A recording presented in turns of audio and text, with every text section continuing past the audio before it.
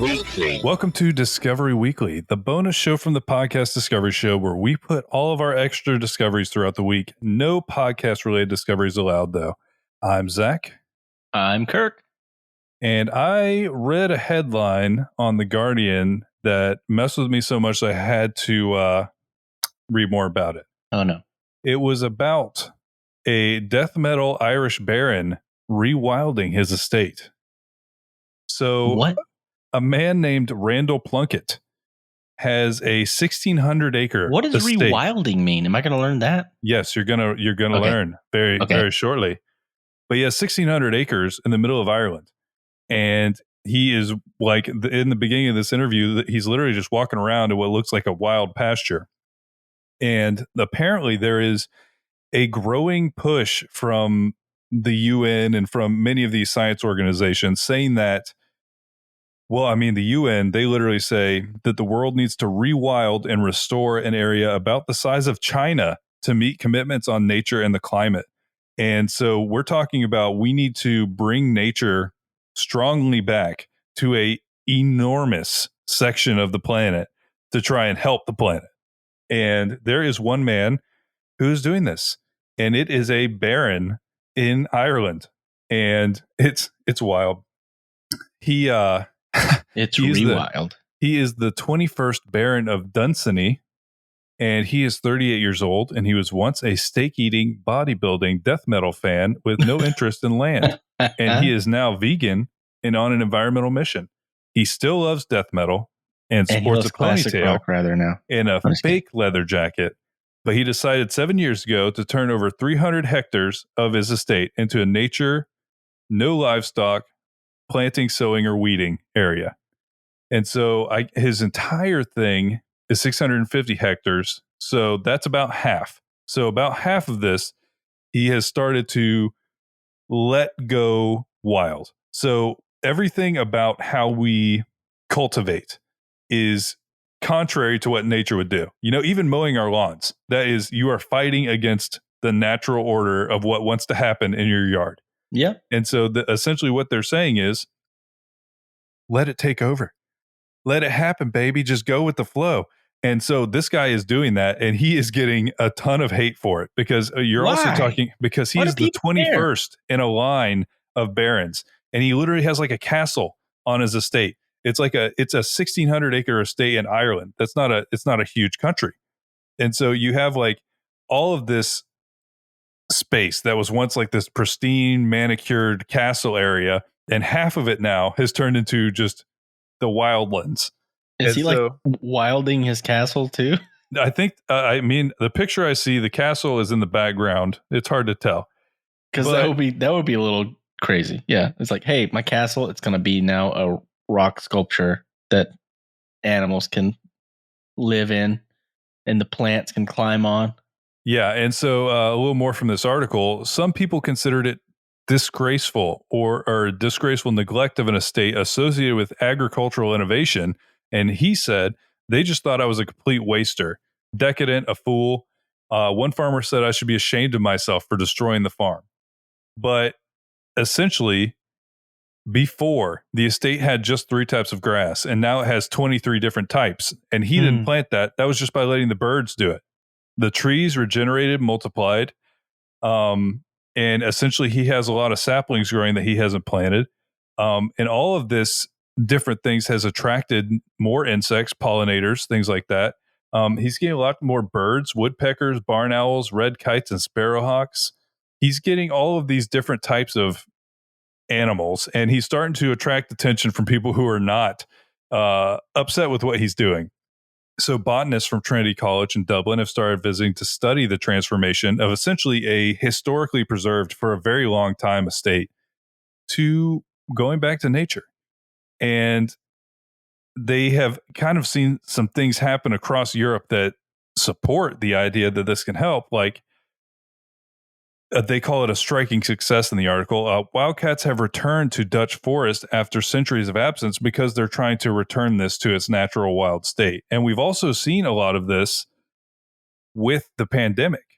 We saw throughout this whole thing when people couldn't travel, when we were right in the thick of it. I mean, we're kind of still in the thick of it, but when we were in the thick of it the first time, nobody could travel. People weren't really shipping anything, so all the boats stopped doing anything, and animals started returning to places they hadn't been in a very long time. We discovered a bunch of new, well, not new. We rediscovered a bunch of species we thought were extinct, all because we stopped interfering as much. And I'm not. Don't get me wrong. I'm not in any way a crazy person saying that everything needs to be returned to the wild. I'm just saying that if it's this effective, I'm sure there's somewhere we can return to the wild. There's some places we can let the wild take back over. I'm going to start with my lawn. I don't think your HOA is going to appreciate They that. will hate me for it. I will get a letter. I'll be like, you don't understand. You got to see the bigger picture, man. Oh, man. So I'm going to start a new segment on the show, and I'm going to debut it now and here. And both of my recommendations are going to be about this week. Probably from now on, it'll be just one recommendation or one discovery. Sorry, not recommendation. But it's going to be discovering different places, like different unique things about places. And this week, I'm going to talk about California. So I found two really cool things in California that are just unique. A lot of these are going to come from Atlas Obscura because they find unique places at, from a location. And so this place that I found that I'm going to debut this with is called the Echo Park Time Travel Mart. Here's how the article reads. Have you ever traveled through time and foolishly forgotten your passport? Woken up in the morning and realized that you're fresh out of dinosaur eggs for breakfast? Discover that your robot is out of milk and has lost his toupee. Thankfully, the Echo Park Time Travel Mart has all the necessary supplies for your trip to the fourth dimension. And yes, that apparently includes robot toupees. So there is a store in LA that sells time travel novelties. And it's crazy. Like it's so unique, so cool, so fun. And when I first saw it, I'm like, oh, that's cute. It's like, like a Spencer's or something like that, where it's just kind of like kitsch, goofy gifts, maybe without the, weird stuff in the back, but still weird things. But it goes a little bit deeper with this place. So they also own another store called the Superhero Supply Store in Brooklyn. This is so random. The Pirate Supply Company in San Francisco. The Pirate Supply Company. It's just rum. Pirate Supply is just rum. And then some oranges. You're putting your rum, obviously. The Echo Park Time Travel Mart is a time travel themed retail store that boasts the slogan, "Where whenever you are, we're already then." I love that. It's so stupid. But I want to name some of the items that they sell because it is so ridiculous. They have barbarian repellent, Michael Jordan Pogs. Michael Jordan Pogs. Oh man, Pogs. I would love to learn that. Hold on, everybody. Pogs are going to be coming as a discovery in the next couple weeks. I got to find out more about them. They sell dinosaur eggs. They sell Viking deodorant. By the way, all these are like real items. It's just like branded items, So like I'm going to read the Viking deodorant because it says Olaf Olafsson's long-lasting Viking deodorant for Vikings who care how they smell, and it's cod. It says it smells like cod. Vikings. And they have a bag. It says time travel brand Shade, and what it is just a walnut so that you can grow a tree. SPF 30. SPF 30 from a tree? It can't be true. Oh man. And it's literally toilet paper that has a wrapper around it. It says emergency mummy kit. And it's just toilet paper. It says works fast or your mummy back. How is this place in business? Here's how it's in business, Zach. Because they have all these really cool things, blah, blah, blah. But though the storefront window displays a caveman mannequin shaking hands with a robot, the back of the building houses the non-profit organization where 20 to 30 students per day are tutored in creative and expository writing. All proceeds from the Echo Park Time Travel Mart go to funding the nonprofit organization, and the playful store theme served to inspire creativity in its students as well as bring a unique way of advertising to the local community. Though the shop primarily features quirky time travel items such as Time Freezy Hyper Slushy, ice drinks, and woolly mammoth chunks, visitors can also browse and purchase the students' publications, which are appropriately displayed in a freezer. So that's what's so cool about this place. And that's what I thought was, like I said, I thought it was just like a gift store of goofy stuff, but they're actually helping creative writing. And it's so cool. It makes a lot more sense, and it's a lot cooler knowing that it's not an actual store, that it's essentially a front for something much cooler than that. No, that's awesome. It was a really cool discovery. And I mean, Alice Obscura, again, so not good. A sponsor. Not a sponsor, but in our dreams one day. In our dreams. We would love it because they're amazing. So have you ever heard of the Pomodoro technique? No. So we'll get into that in a second. Is it a sex thing? Yes, 100%. Pomodoro is Italian for tomato, so you can just let your mind go where it will. But I found something. I found something called a Pomodachi, and it is essentially a Tamagotchi, but you feed it by working. So now I will go back to what this is. The Pomodoro technique is a time management method developed by Francesco Cirillo in the 80s. And what it does is it breaks down work into intervals, traditionally 25 minutes in length, separated by short breaks. Each interval is known as a pomodoro, from the Italian word for tomato, because apparently Cirillo used a tomato-looking timer, like kitchen timer, as he was a university student, like developing this technique that became famous. And there was a lot of these. It kind of has picked up randomly throughout the time since then. But here's the basic 6 steps to the original technique. Decide on the task to be done, number 1. Number 2, set the timer for 25 minutes. Number 3, work on the task.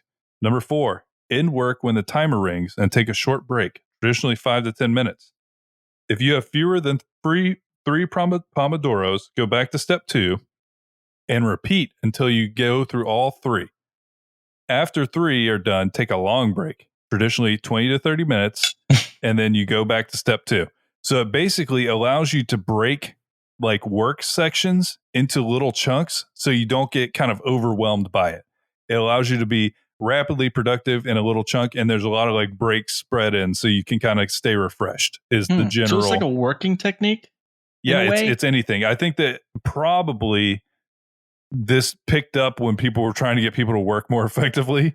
Is this something that's actually been implemented in like jobs though, or is it just more like the U.S. government uses it? I'm just kidding. They don't. I was going to say this is like a very U.S. thing. But it basically, I think that it's more like a self-help thing. I don't know, and I could be wrong. There's probably something, but it does say on their Wikipedia the technique that has been widely popularized by dozens of apps and websites providing timers and instructions. And then we go back to the Pomodachi. And the Pomodachi is essentially you do a thing, but then when you hit your end of your Pomodoro, you can feed your little guy. So it's like a Tamagotchi that is like working with you, and it has the timer on there. And so essentially, if you want, instead of a tomato timer, then you want a little cute guy that you can keep alive by working, you can do that. And basically you feed him by completing a set of 4 20-minute work intervals, and he just sits on your desk. But I also, through this, found an even funnier one. There is a water-based Pomodoro that literally you have what appears to just be some kind of a water dispenser, and you hook it up to smarts and you put a cup on this little platform. And if it senses the cup, every 20 minutes, it will put more water in that cup. So you need to be drinking that water before it fills up. Otherwise it will flood your desk. It literally, that's the whole point of it, is you drink your water, and essentially this one was the plan was to make you drink your recommended amount of water each day. But if you don't, if you leave it on, and I mean the workaround here is obviously take the cup off of there and won't do it. But if you leave it on there and you're not drinking your water, at some point you will overflow, and it's all automated to try and make you healthy. That sounds so stupid. That's so stupid. Oh man, what if you just no? I'm just no. But yeah, no, it was basic. I guess it's for people, and I mean, just with where we work, it's not an issue. We usually have to chug water, or we'll literally pass out. But I guess because when you look at the amount of water you're supposed to drink daily, especially for people that don't drink water regularly, it's a lot. It's quite a bit. Like they have those jugs that's literally like, here's your daily amount of water, drink the whole jug. And so I guess this was and I think it's the same premise with the technique in general, is you break it down into smaller like bites. So it's not something that's overwhelming because you're looking at the whole thing. You're looking at 25 minutes, or you're looking at one glass of water rather than a half gallon of water or an entire day of work. But no, I just thought it was interesting. No, that is interesting. I think that's something that I would like to implement like next time I do stuff like at home or something. Try it out. I'll make you something like this with pickles. There we go. But it'll be more like a reward situation where when you complete one, it'll shoot a pickle out. So I just need to make some kind of a pickle cannon. Just point it right at your head. And then when you complete a task, it'll shoot a pickle at you. Catch it. Just got to catch the pickles. No, I'm going to aim it right towards your mouth.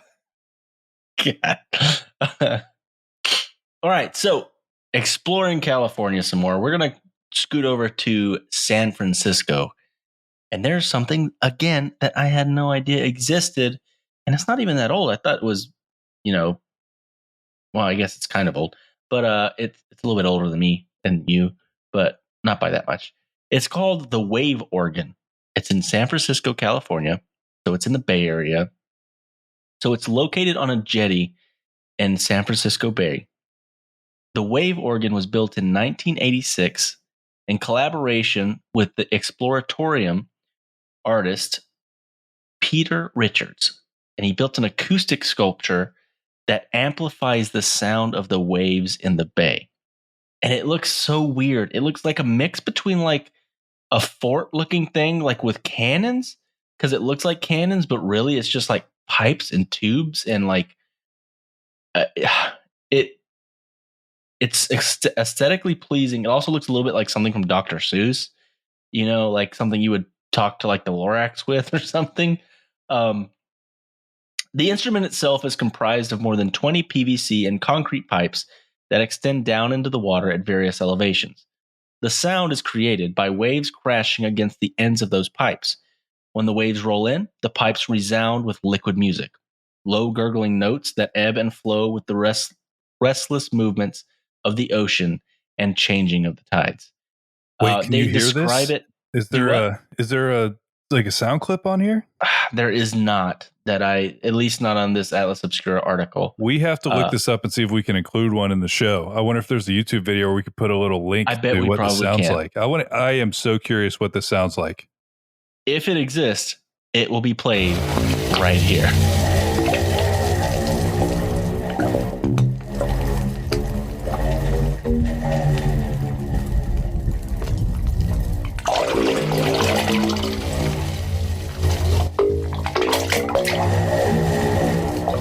So they describe the sound as similar to what you hear.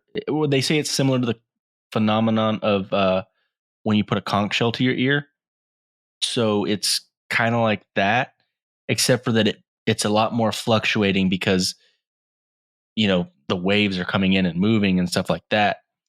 And they also say, know before you go, don't go visit this place in low tide because it doesn't do anything.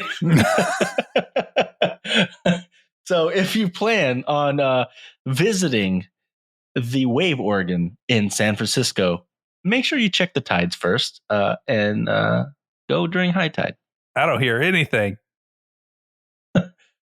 Oh, man. No, that's really cool, though. It looks really cool, and I would love to experience what it sounds like. What I really like about this type of thing is it serves no functional use. You know, they did this just for the art of it all. Just to I just love the idea. what is it going to sound like? What's it The like? idea of giving the ocean an instrument and being like, hey, play this, ocean. And it's like, all right, I'm going to play that. I threw And my it trumpet does. in the ocean once. Does that count? I don't think so. Why would you throw your trumpet I in? didn't actually do that though. I don't want to kill some porpoise or something with my stupid trumpet. I read a really cool, so shout out Atlas Obscura, the real MVP of this episode. I found an article about how minor league baseball teams hyper local food. And as I saw this, I was like, please tell me that they are going to at least mention the Rays affiliate team, the Montgomery Biscuits. It is literally the funniest mascot I've ever seen. And if you want to visualize it in your mind, it looks like a hockey puck with a face on it, but it's biscuit colored. And that is literally their mascot in I think it's our AA team for the Rays. But this article, ridiculous. First of all, it does mention it. There's two teams that do this full time. But what they're talking about is recently baseball teams have sought a way to bring people into the stands because after COVID, these minor league teams got hammered. They had to essentially, because they were making no money, they restructured from, I think it was almost 170 teams to 120. Yeah, 162 to 120. Because essentially they're all struggling. When sports shut down, these minor league teams were already on razor thin margins and things like that, but now it's worse. And one thing they've done to try and fight this is they have started having special events where they pick local foods and they change their mascot / uniforms to highlight those local foods every once in a while. So it really comes down to this kind of cool thing that'll happen. And apparently since like the Louisiana crawdads. I think it might be the crawfish there. I'm not Everglades sure. gator tails. I don't think there's an Everglades team. Maybe though. But basically, around 100 of the 120 teams have adopted an alter ego based on a local food. And here's a quote from the article. On occasion, the Hartford Yard Goats, the Charleston River Dogs, and the Portland Sea Dogs become the Hartford Steamed Cheeseburgers. Ew. Steamed cheeseburgers? No. There's no way that's good. Well, I mean, that's basically Crystal, right? Crystal Burger? Yeah, and nobody likes Crystal Burger. I kind of like Crystal Burger a little bit. I can't do it. I think that you have Josh mentioned it in the show that we just talked about with PDS. He says it's more like you're eating a dumpling cheeseburger. It is like eating a dumpling, and that's not what I'm looking for out of a cheeseburger. The Charleston boiled peanuts and the Maine whoopie pies. And what they have started to do is have these things, and then they'll have like vendors come in. So they'll have like a festival. So Fresno became the Fresno tacos, and they had vendors come in, and it was like this whole celebration of local tacos.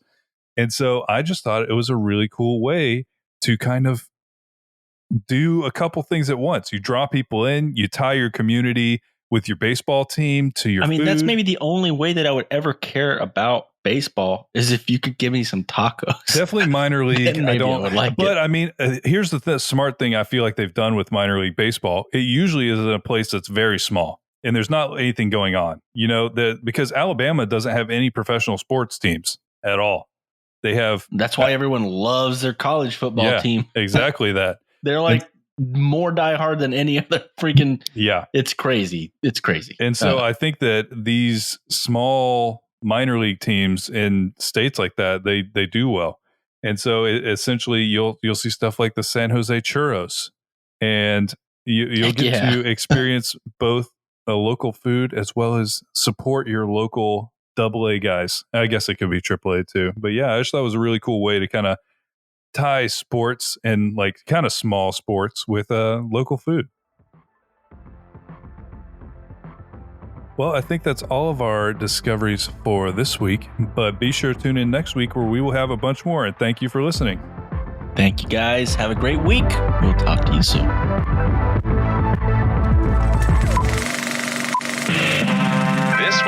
podcast from the Podfix Network.